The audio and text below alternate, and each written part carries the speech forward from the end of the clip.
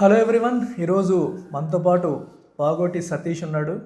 శ్రీకాకుళం జిల్లా నర్సనపేట మండలం కంబకాయ గ్రామానికి చెందిన అబ్బాయి. అయితే ఏంటి ఈ అబ్బాయి యొక్క స్పెషాలిటీ అంటే, థాయిలాండ్లో జరిగిన మిస్టర్ ఏషియా కాంపిటీషన్లో బ్రాంజ్ మెడల్ 3rd పొజిషన్ వచ్చింది. అలాగే అదే థాయిలాండ్లో మిస్టర్ వరల్డ్ కాంపిటీషన్ కూడా జరిగింది, దాంట్లో తనకి 4th పొజిషన్ వచ్చింది. ఈ అబ్బాయి 2024లో మిస్టర్ ఇండియా, 2023లో మిస్టర్ ఆంధ్ర కూడా సాధించడం జరిగింది. సో ఈ అబ్బాయి యొక్క జర్నీని, బాడీ బిల్డింగ్లో సక్సెస్ సాధించడానికి తను పడ్డ కష్టాన్ని, ఆ కష్టం వెనకాల ఉన్న తల్లిదండ్రుల కృషిని, ఇవన్నీ కూడా మనం ఈరోజు ఈ పాడ్కాస్ట్ ద్వారా తెలుసుకుందాం. Satish, first of all congratulations. Thank you sir. So mister Asia 3rd position. నాకు తెలిసి ఆంధ్రాలో ఇప్పటివరకు ఎవరు ఈ స్థాయికి రాలేదు. అవును సార్, ఉన్నారు కానీ సార్ సర్వీస్ వాళ్ళు వెళ్ళారు సార్. సర్వీస్ నుండి వచ్చారు కానీ ఇంకో అన్న ఉన్నారు కానీ మిస్టర్ వేసే 5th ప్లేస్ 5th పొజిషన్ వచ్చింది. టాప్ 3 మెడల్స్లో అయితే టాప్ 3 మెడల్స్లో ఫస్ట్ టైం నువ్వే. So congratulations. Thank you sir. Yeah. So Satish, ఇప్పుడు కంగ్రాచులేషన్స్ మీ ఇద్దరికి కూడా, అమ్మా నాన్నలకి కూడా. అయితే ఫస్ట్ ఈ జర్నీ ఎప్పుడు స్టార్ట్ అయింది, ఎలా ఎంతవరకు వచ్చావని కొంచెం చెప్తే. 2022లో మొదలు పెట్టాను సార్ జిమ్ అనేది. 2023లో బాడీ బిల్డింగ్ స్టార్ట్ చేశాను సార్.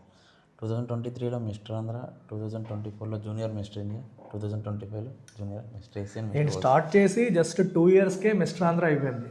సార్ స్టార్ట్ చేసిన 3 ఇయర్స్కి మిస్టర్ ఇండియా, 4 ఇయర్స్కే మిస్టర్ ఏషియాకి వచ్చావు. మిస్టర్ వరల్డ్ కూడా 4th, జస్ట్ ఒక్క పొజిషన్లో మిస్ అయింది. అవును సార్. సో మరి నెక్స్ట్ ఏంటి?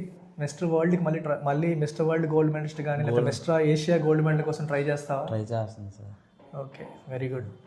అండ్ ఈ జర్నీలో, సో ఈ 4 సంవత్సరాల జర్నీలో జనరల్గా ఏమవుతుందంటే, స్పోర్ట్స్కి మనం ఇంపార్టెన్స్ ఇస్తున్నాము, దట్టు బాడీ బిల్డింగ్కి ఇస్తున్నామంటే ఎక్కువ టైము జిమ్లో స్పెండ్ చేయాలి. సో జిమ్లో నువ్వు రోజుకి ఎన్ని గంటలు ఉండేవాడివి? 8 to 10 hours సార్. అంటే మేము జాబ్ చేసే వాళ్ళు, టీచర్ టీచింగ్ చేసినట్టు, డాక్టర్ హాస్పిటల్ ఉన్నట్టు నువ్వు 8 గంటలు జిమ్లో ఉండేవాడు అనమాట.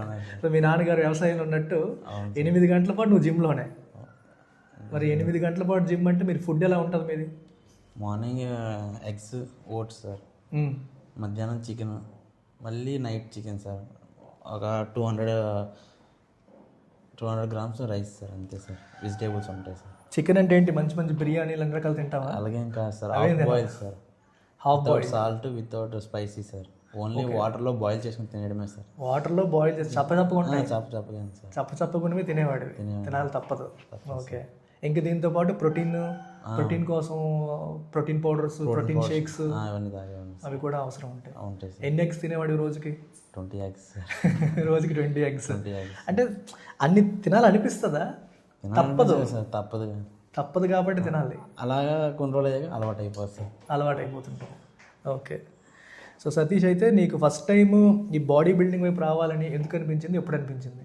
2023లో సార్ జిమ్ జాయిన్ అయ్యేటప్పుడు మీద పోస్టర్ చూసాను సార్. ఇలా మనం పెద్ద పెద్ద బాడీ బిల్డింగ్ వల్ల హోర్డింగ్స్, మనం ఇలా పెంచగలమా, పెంచితే ఇలాగా మనకి కూడా పోస్టర్ వేస్తారని తాడుతుంది. మనం కూడా అందరూ చూసేలా అవుతాం. చిన్నప్పటి నుంచి కొంచెం నువ్వు మంచి స్టౌట్గా ఉండేవాడివా? Sports sir. చిన్నప్పటి నుంచి స్పోర్ట్స్ కాదు, మన బాడీ సన్నగా ఉండేదా, లాగా ఉండేవాడు? అంటే లీన్ నుంచి అలా బల్క్ అయ్యాను సార్. అలా కొంచెం గెయిన్ చేసాను సార్ మధ్యలో. మెల్లగా గెయిన్ చేసాను. ఇంతకు ముందు కూడా వేరే స్పోర్ట్స్లో ఏమైనా పార్టిసిపేట్ చేసావా? బేస్బాల్ నేషనల్ వరకు వెళ్ళాను సార్. బేస్బాల్లో నేషనల్స్ ఆడావు. Okay, great. సో ఇప్పుడు చదువు సంగతి ఏంటి? ఏం చదువుకుంటున్నావు? బీటెక్ ఇప్పుడు డిస్టెన్స్లో చేస్తున్నావు. ఏ year? 3rd year sir. 3rd year అవుతుంది. ఓకే. సో ఇప్పుడు సాధారణంగా అందరికి ఉండే డౌట్, నువ్వు ఒక పల్లెటూరు నేపథ్యంలో నుంచి వచ్చావు, అండ్ మీ నాన్నగారు కూడా ఫార్మర్, రైతు నేపథ్యం నుంచి వచ్చారు. సో రైతు నేపథ్యం నుంచి వచ్చిన వాళ్ళు, పల్లెటూరు నేపథ్యం నుంచి వచ్చిన వాళ్ళు స్పోర్ట్స్ వైపు, దట్టు బాడీ బిల్డింగ్ లాంటి స్పోర్ట్స్ అంటే బాగా ఎక్స్పెన్సివ్ స్పోర్ట్, ఇది ఎక్కువ ఖర్చు అవుతుంది. ఎలాంటి దాంట్లో పెట్టేటప్పుడు ఇబ్బందులు ఏం రాలేదా మీ ఫాదర్కి కానీ మీకు కానీ? మీ ఫాదర్ని ఎలా అడగగలిగావు? ఇంత ఖర్చు అవుతుంది కదా, నేను చదువు పక్కన పెట్టేస్తాను, నేను బాడీ బిల్డింగ్కి వెళ్తాను అని చెప్పి ఎలా అడిగావు నువ్వు? అడిగినప్పుడు ఆయన రెస్పాన్స్ ఏంటి? అడిగేటప్పుడు అందరికీ చదువు రావాలని ఇది ఉండదు కదా, అందరికి ఒకేలా టాలెంట్ ఉండదు, నాకు ఇది టాలెంట్ ఉన్నది, ఇందులో నేను నిరూపించుకుంటున్నాను సార్ అన్నావు. ఫస్ట్లో అన్నారు అది అందరి వల్ల కాదు, మనకు చాలా డబ్బులు ఖర్చు అయిపోతాయి. ఒకటి అలా ప్రూవ్ చేసుకొని వచ్చాను సార్. ఈరోజు మా నాన్న నాకు నిలబెట్టాడు సార్. సో నువ్వు ఎప్పుడైతే మిస్టర్ ఆంధ్ర కొట్టావో మీ నాన్నగారికి అప్పుడు నమ్మకం వచ్చింది సార్. ఓకే. సో ఒకసారి మీ నాన్నగారికి ఆయన నుంచి కూడా కొన్ని వివరాలు తెలుసుకుందాం. సో మీరు ఒక రైతు, మీరు రైతు, మీ అబ్బాయి ఏమో చదువు పక్కన పెడతాను దాని బదులు బాడీ బిల్డింగ్కి వెళ్తాను అన్నాడు. అలా అన్నప్పుడు మీకు ఫస్ట్ ఏమనిపించింది చెప్పండి. నేనేమంటే చదువురా ముందు, చదివితే ఏదైనా గోల్ సాధించవచ్చు అని నేను చెప్పాను. తను వినలేదు.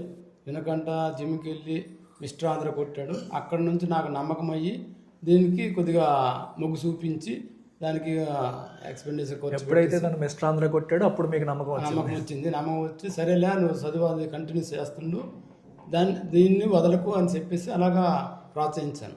Okay okay. మీకేమనిపించిందమ్మా? మీ పిల్లడు, మీ అబ్బాయి పెద్ద కొడుకు ఇలాగా చదువుకు పక్కన పెట్టేసి కొంచెం ఇటువైపు వస్తానన్నప్పుడు భయం వేసిందా? నాకు చాలా భయం వేసింది. కొంచెం దగ్గర అబ్బాయి, నాన్న నువ్వు అందరూ ఏంటంటే చదువులో ముందు చదువు ఉండాలి, తర్వాత ఏదైనా ఉండాలంటే అమ్మ చదువు అందరూ చదువుతారు, జాబులు అందరూ చేస్తారు, నా టాలెంట్ అనేది 10 మందికి నేను చూపిస్తాను, నా మీద నీకు నమ్మకం ఉండాలని చెప్పాడు. చాలామంది చాలాగా అన్నారు, కొంచెం బాధ వేసింది. కానీ వాడు గోల్ ఎందుకు మనం పోగొట్టాలి, మనం తల తాకట్టు పెట్టేసినా అడిగి ముందుకు లాగించిందని మా ఇద్దరం అనుకోను, అలాగే ముందుకు పెట్టాము మేము. మంచి మాట చెప్పారు. ఎందుకంటే ఇప్పుడు చదువుకున్న వాళ్ళు దేశంలో చాలామంది ఉన్నారు, ఉద్యోగాలు చేసిన వాళ్ళు చాలామంది ఉన్నారు, మిస్టర్ ఏషియా కొట్టిన వాళ్ళు ఎంతమంది ఉన్నారు? అది సో మనం వందల్లో వేలల్లో ఒకటిగా కాకుండా కోట్లలో ఒకటిగా నిలబడ్డాడు. సో అందుకోసం తల్లిదండ్రులు ఇచ్చిన సపోర్ట్ చాలా చాలా ఉపయోగపడింది. సతీష్కి ఇవ్వండి. సో సతీష్, ఇప్పుడు మన పరిచయం పరంగా తీసుకుంటే నువ్వు నాకు ఈ సంవత్సరమే పరిచయం అయ్యావు. అంటే నువ్వు కంబకాయలోనే ఉన్నావు, కంబకాయలోనే ఇవన్నీ చేస్తున్నావు అనుకో నాకు తెలియలేదు, సొంత ఊరు అయినప్పటికీ కూడా. అంటే సైలెంట్గా నువ్వు మిస్టర్ ఆంధ్ర కొట్టేసావు, సైలెంట్గానే మిస్టర్ ఇండియాకి వచ్చేసావు. నువ్వు మిస్టర్ ఇండియాకి వచ్చిన తర్వాత ఇది మనూరు కుర్రోడు ఒకడు మిస్టర్ ఇండియా సాధించాడు అని చెప్పి అప్పుడు నేను తెలుసుకున్నాను. అంతవరకు నాకు తెలియదు, నాకు బాధేసింది. తెలుసుంటే బాగుండేదే, ఇంకా ఈ అబ్బాయి ఇంత చేస్తున్నాడు మనూరు అబ్బాయి అని చెప్పి. సో మనం ఈ సంవత్సరం సంక్రాంతి టైంలో కలిసాం. సంక్రాంతికి ఊరు వచ్చినప్పుడు మనం కలడం అయింది. సో అప్పుడు నీతో ఫస్ట్ నేను మాట్లాడాను. నాకు అప్పటి వరకు నువ్వు ఊర్లోనే ఉన్నావు, కానీ నేను ఎప్పుడు జాబుల పరంగా బయట ఉన్నాను కాబట్టి, నువ్వు చిన్నోడు కాబట్టి మనం కలవడం అవ్వలేదు. సో కలిసినప్పుడు ఇలా మిస్టర్ ఇండియా సాధించినప్పుడు నేను నేడు ఏం అడిగాను, ఏం గుర్తుంది నీకు మన ఫస్ట్ పరిచయంలో? అవును, ఇదంతా చేస్తాను కదా, మంత్లీ ఎంత ఎక్స్పెన్సివ్ అవుతుంది అన్నారు సార్. ఎందుకంటే మీ నాన్న మేము పెట్టగలరా, అంత పేరెంట్స్ సపోర్ట్ ఉందా అంటే, సరే ఇక్కడ నుంచి అయిపోయింది, మీ నాన్న మీ అమ్మాయి ఎంత పెడితే అంత పెట్టని ఉన్నది నేను చూసుకొని అరేంజ్ చేస్తానని చెప్పారు సార్ మీరు. ఎందుకంటే మనకి మెయిన్ థింగ్ ఈ mister world, mister Asia dreams పెద్ద ఉన్నప్పటికీ వెనకాల కష్టం కనపడదు. జనరల్గా సక్సెస్ వచ్చేసిన తర్వాత అందరూ చప్పట్లు కొడతారు, సన్మానాలు చేస్తారు, అన్నీ అవుతారు. కానీ ఆ సక్సెస్ అవ్వడానికి పడే కష్టం ఏదైతే ఉంటుందో, ఆ జర్నీ ఏమైనా ఉంటుందో, ఆ జర్నీ నాకు తెలుసు, అది ఎంత ఇబ్బందికరంగా ఉంటుందో తెలుసు. అందుకే నేను కలవగానే ఫస్ట్ అనిపించింది అదే, నేను మిస్టర్ ఇండియా చేస్తాడు, మిస్టర్ వరల్డ్ అంటున్నాడు అంటే దానికి ఇంకా ఎక్కువ బడ్జెట్లు అవసరం అవుతాయి, చేయగలడా లేదని చెప్పి నీకు ఫస్ట్ క్వశ్చన్ అదే అడిగాను నేను. మీరు ఏ టాపిక్ మాట్లాడినా కూడా ఎంత ఖర్చు అవుతుంది నేను చూసుకుంటున్నాను, నువ్వు అంత కంగారేం పడగానే వాళ్ళు, కానీ అంతకుమించి ఇంకో మాట్లాడేవారు. ఎందుకంటే మనం చేయాల్సింది అంటే బ్యాక్గ్రౌండ్ సపోర్ట్ ఇవ్వడానికే చూసారు సార్, ఎక్కడ వదిలేయడానికి చూడలేదు.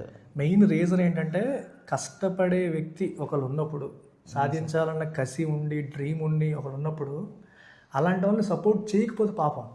నేను పర్సనల్గా భావించేది అది. ఇప్పుడు ఎందుకంటే ఎంతమంది సాధించగలరు? ఇప్పుడు నువ్వు సాధించిన విజయం ఎంతోమందికి స్ఫూర్తి ఇస్తుంది, ఎంతోమంది నిన్ను చూసి ఇన్స్పైర్ అయ్యి మళ్ళీ వస్తారు. అలాంటి టాలెంట్ ఉన్న కుర్రోడు ఒకడు మన ఊర్లోనే ఉన్నప్పుడు అలాంటి వ్యక్తికి సపోర్ట్ చేయకపోతే నేను తప్పు చేసినట్టు నా అంతరాత్మ అలా చెప్తుంది. సో తెలిసి నేను వదలలేను, అందుకని పట్టుకున్నాను. ఎంతైనా సరే మీ అమ్మ నాన్నల తర్వాత వాళ్ళు ఎంతో కష్టపడ్డారు, ఎంతో సపోర్ట్ చేశారు. ఎందుకంటే మేము బయట నుంచి ఉంటాం, సపోర్ట్ చేస్తాం లేదా లేదు, ఇక నీ భవిష్యత్తు పోతుంది ఏమన్నా భయం వాళ్ళకు ఉంటుంది. ఇప్పుడు స్పోర్ట్స్లోకి వెళ్ళిపోయాడు, అక్కడ ఒకవేళ ఇప్పుడు నువ్వు మిస్టర్ ఇండియా, మిస్టర్ ఏషియాకి వెళ్ళావు, 3rd పొజిషన్ రాలేదు, టాప్ 10లో కూడా లేకపోతే వాళ్ళకి కొంత బాధ ఉంటుంది. వరల్డ్ కాంపిటీషన్కి వెళ్ళాడని తృప్తి ఉన్నప్పటికీ కానీ మెడల్ వస్తే ఉన్న తృప్తి వేరు, మెడల్ వస్తే ఉన్న సాటిస్ఫాక్షన్ వేరు, ఇది వేరు. ఇలాంటివి ఏంటంటే రిస్కీ. మనకు అనుకుంటాం సక్సెస్ అయిపోతుంది బాగుంటుందని, అవ్వకపోతే ఉన్న రిస్క్ అంతా వాళ్ళకి, నీకు అయినప్పటికీ కూడా ఏదైతే అవుతుంది, నా కొడుకు ప్రయత్నం చేస్తున్నాడు గట్టిగా, వాడికి సపోర్ట్ చేయాలని వీలైనంత వాళ్ళు సపోర్ట్ చేశారు. ఎందుకంటే నాకు తెలుసు ఊర్లో పరిస్థితులు నాకు తెలుసు కాబట్టి నలుగురు నుంచి ఎంకరేజ్మెంట్ కూడా ఎక్కువ రాదు ఇలాంటి వాటికి. ఇప్పుడు ఏదో ఐఏఎస్ కోచింగ్కి వెళ్తున్నాడంటే వెళ్ళమంటారు కానీ చదువు కోసం వెళ్ళమంటారు కానీ స్పోర్ట్స్కి వెళ్తున్నాడంటే నలుగురు నుంచి మీ చుట్టాలు కానీ ఊర్లో వాళ్ళు కానీ మీకు వచ్చినారు అంటే అబ్బాయి ఈ స్పోర్ట్స్లోకి వెళ్తాను అన్నప్పుడు ఎవరైనా మంచి పని చేశారు ఎంకరేజ్ చేయడం అన్నారా? అదేం లేదండి. దాన్ని ఏమంటే ఎందుకు పిల్లాడిని చెడగొట్టేస్తాను ఆ చదువుకి పంపించవచ్చు కదా అనేసి నాకు ఎంతోమంది ఆలాకలం చేసేవాళ్ళు కూడా ఉన్నారు. కానీ వాడి ఎప్పుడైతే మిస్టర్ ఆంధ్ర వచ్చాడో దాని మీద నమ్మకంతో మేము కష్టపడి చదివించి ఇచ్చేసి దాన్ని ప్రోత్సహించాం. ఎందుకంటే మీ ప్రోత్సాహానికి వెల కట్టలేం, చాలా చాలా గొప్ప విషయం. ఎందుకంటే నేను సొంతూరు కాబట్టి నేను ఎక్కువ మాట్లాడుతున్నాను. మేము ప్రోత్సహించకపోతే ఈ పొజిషన్ రాలేకపోతుంది, రాలేడు. ఇలాంటివి చాలా మంది అరుదుగా ఇవి చాలా మందికి అరుదుగా వస్తాయి. అది మనము వినియోగించుకోవాలి. ఎవరైనా మాలాంటి అబ్బాయిలు ఎవరైనా ఉంటే ఇంక ప్రోత్సహించండి చెప్తామండి. ఎందుకంటే మనకి బ్యాక్గ్రౌండ్ నుంచి తల్లిదండ్రుల ప్రోత్సాహం అనేది లేకపోతే మీరు ఎంత కొన్ని తిట్టుకుంటూ వీడేంటి మేము చెప్పిన మాట వినడం లేదు అనుకుని మీరు తను ప్రశాంతంగా పోటీలో పార్టిసిపేట్ చేయలేడు. మీరు పూర్తి స్థాయిలో నేను ఉన్నాను నీకు ఎందుకని ధైర్యం వాడికి ఇచ్చారు కాబట్టి మనోడు అంత కష్టపడ్డాడు, అంత సాధించాడు. సో లేకపోతే ఇది చాలా చాలా పిల్లోడి మీద కూడా నాకు నమ్మకం పుట్టింది. లేకపోతే నేను అంత ప్రోత్సహించను, ఎందుకంటే నాకు అంత బ్యాక్గ్రౌండ్ లేదు. అదే వ్యవసాయ కుటుంబం అంటే నాకు ఉండేది 2 ఎకరాలు. అలాగని ల్యాండ్ లార్డెడ్ కాదు, నేను పెట్టేసి ఫోన్లో ఒక పంట పోయింది అనేసి చెప్పుకోవడానికి. నేను అందులోనే టాలీస్ చేసుకొని అబ్బాయిని సహకరించాలి. అందుకు నాకు దేవుడు సహకరించాడు. మీరా అంటారు, కొంతమంది సహకరించారు, నాకు అదే తృప్తి. తర్వాత మిగతాది దేవుడి దయ తలరాత ద్వారా ఉంటారు. ఎందుకంటే జీవితాంతం మనం చెప్పుకునేది, మీరు కాలు దగ్గరేసుకొని నా కొడుకు ఎంత లెవెల్కి వెళ్ళాడని చెప్పుకుంటారు. మా ఊరు అబ్బాయి లెవెల్కి వచ్చారు, నేను కాలు దగ్గరేసుకొని చెప్తాను. ఇంతకుముందు ఇదే అబ్బాయిని ఒక పనికి మాను కింద తీసావు, ఇప్పుడు అదే అబ్బాయిని వెళ్తే ఒక ఇన్స్పైర్ అయ్యి చూస్తున్నారు. ఈ అబ్బాయి మాకు తెలుసు అని చెప్పుకోవడానికి గర్వపడుతున్నారు. నేను కూడా గర్వంగా మా అబ్బాయి అని నేను అదే అనుకోండి. ఒక ఆన్లైన్ గేమింగ్లో ఎంతో లాస్ అయిపోతే నేను తలదించుకొని చెప్పలేను ఆ అబ్బాయి నాకు చెడగొట్టండి అనేసి, అంతే తప్ప నేను తలెత్తుకొని చెప్పలేను ప్రజల్లో. అందుకు మరి నేను ఎందుకంటే పిల్లలు దారి తప్పేసి చాలా ఖర్చులు పెట్టించే రోజుల్లో ఈ అబ్బాయి అసలు ఎటువంటి తల్లిదండ్రులు వాళ్ళు ప్రోత్సహించారు కాదు, కానీ వాళ్ళు ఎందుకు మరి ఆ దారి వాడుతున్నారో మనకు తెలియదు. ఎందుకు అలాగా ఇదవుతారో మరి. తప్పుడు దారిలో పిల్లలు వెళ్తున్న ఈ రోజుల్లో, యువతరం వెళ్తున్న రోజుల్లో తిను అంటే ప్రోత్సహించలేదు. నా పిల్లడికి డబ్బులు పంపిస్తాను చదువుకుంటాను అనుకుంటారు, కానీ కొంతమంది తప్పుదో పడతారు. అది తెలుసుకొని మళ్ళీ వెనక్కి వస్తే వాళ్ళకి జీవితం బాగుంటుంది. అదే ముందుకెళ్తే వాళ్ళు శూన్యమండి. అంతే. ఇలాంటి రోజుల్లో మీరు ఈ అబ్బాయి మంచి దారిలో వెళ్తున్నప్పుడు మనం ఎందుకు సపోర్ట్ చేయకూడదని అనుకున్నారు, చేశారు. చాలా చాలా సంతోషం. సతీష్, నువ్వు ఎలాంటి విజయాలు ఇంకా సాధించాలని, వీలైతే గోల్డ్ మెడల్ మిస్టర్ వరల్డ్ కానీ మిస్టర్ ఏషియా మిస్టర్ ఏషియాలో కానీ గోల్డ్ మెడల్ సాధించాలి. నెక్స్ట్ టైం పక్కా అటెంప్ట్ చేస్తాను సార్. పక్కా గోల్డ్ మనస్ఫూర్తిగా కోరుకుంటున్నాను.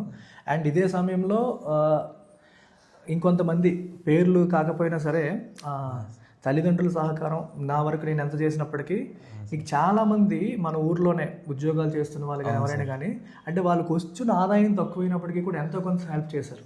నేను అడిగాను, అది మనం అందరూ మన ఊరు అబ్బాయి మిస్టర్ ఏషియాకి మిస్టర్ వరల్డ్కి వెళ్తే ఊరికి ఎంత గౌరవం వస్తుంది. మన ఊరు అబ్బాయి అని పక్కన పెడితే మీరు అడిగారని గౌరవంతో చాలా మంది చేశారు సార్. ఏ కారణం అవని అదే మేము అడిగితే ఈ రోజుల వరకు ఊర్లో తిరిగావు కదా నీకెవడేస్తారు అంటారు సార్.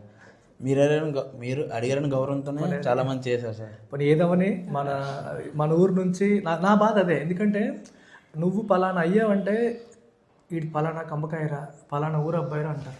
ఎవరికి గౌరవం వస్తుంది? తల్లిదండ్రులకి ఎంత గౌరవం వస్తుంది, ఊరికి అంతే గౌరవం వస్తుంది.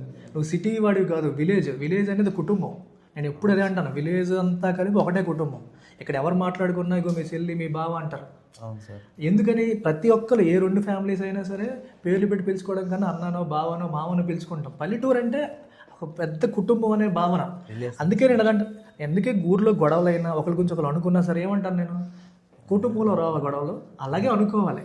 సో ఊర్లో ఏదైనా సరే నెగిటివ్ ఉన్నా మనం అలాగే అనుకోవాలి, పాజిటివ్గా తీసుకొని వెళ్ళాలి. సో చాలామంది నాకు హ్యాపీనెస్ ఏంటంటే తక్కువ జీతం ఉన్న వాళ్ళు కూడా ఒక 500, 1000, 2000, 1000 ఎంతో కొంత ఇవ్వడానికి ముందుకు వచ్చారు. అందుకు చాలా చాలా హ్యాపీ. అవకాశం ఉన్న అలాంటి వాళ్ళు ఎక్కువ ఇచ్చాం, అవకాశం లేని వాళ్ళు ఎంతో కొంత ఇవ్వడానికి ముందుకు వచ్చారు. సో ఇది ఒక కలెక్టివ్గా నలుగురు కలిసి ఒక అడుగేస్తే ఎంతవరకు చేయగలుగుతాం అనడానికి ఒక ప్రూఫ్ నువ్వు. సో ఇలాగే ఇంకా వేరే వాళ్ళు కూడా మన ఊర్లో కానీ బయట వాళ్ళు కానీ చాలామంది నువ్వు స్ఫూర్తిదాయకం అవుతావు, డెఫినెట్గా అవుతావు. ఇంకా ఇంకా ఎన్నో విజయాలు సాధించాలని కూడా మనస్ఫూర్తిగా కోరుకుంటున్నాను. మేం కాకుండా నువ్వు ఇంకెవరికైనా క్రెడిట్ ఇస్తావా?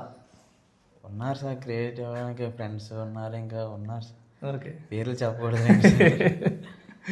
ఓకే ఓకే మంచిదే. సో ఎవరెవరికి నీ విజయం వెనకాల, నీ కష్టం వెనకాల నీకు సపోర్ట్ చేసిన వాళ్ళందరికీ కూడా నీ తరపున, మీ తల్లిదండ్రుల తరపున, నా తరపున కూడా కృతజ్ఞతలు. Thank you very much. So ఇంకా ఇంకా ఎలాంటి సక్సెస్లు ఎన్నో సాధించాలని మనస్ఫూర్తిగా కోరుకుంటున్నాను. Thank you sir. సో ఇప్పుడు నెక్స్ట్ ఏంటి, ఈ జాబ్ పరంగా ఏంటి ఏమైనా అనుకుంటున్నావా? నెక్స్ట్ 2026లో స్పోర్ట్స్ కోటా ఓపెన్ చేస్తే అందులో డైరెక్ట్ ఎంట్రీ ఉంటుంది సార్. బాడీ బిల్డింగ్ ఒకవేళ స్పోర్ట్స్ కోటా పడితే ఓకే, డైరెక్ట్ ఎంట్రీ నా వెయిట్ కేటగిరీలో ఉంటే నేను ఆర్మీలో వస్తుందా జాబ్? అదే సార్, ఆర్మీ డిఫెన్స్లో కానీ రైల్వే కానీ డిఫెన్స్ కానీ రైల్వే కానీ వస్తుంది. వస్తుంది సార్. సో హ్యాపీ అయితే మంచిగా ఒక గవర్నమెంట్ జాబ్ కొట్టాలి. నువ్వు ఆర్మీకి వెళ్ళాలని నీ ఎప్పుడు ఆర్మీ అని పెట్టుకుంటావు, ఆర్మీ ఆర్మీ అంటావు. ఆర్మీలో కూడా ఒక పెద్ద పొజిషన్కి వెళ్ళాలి, దేశానికి ఎంతో సర్వీస్ చేయాలి, సేవ చేయాలని మనస్ఫూర్తిగా కోరుకుంటున్నాను. Thank you sir.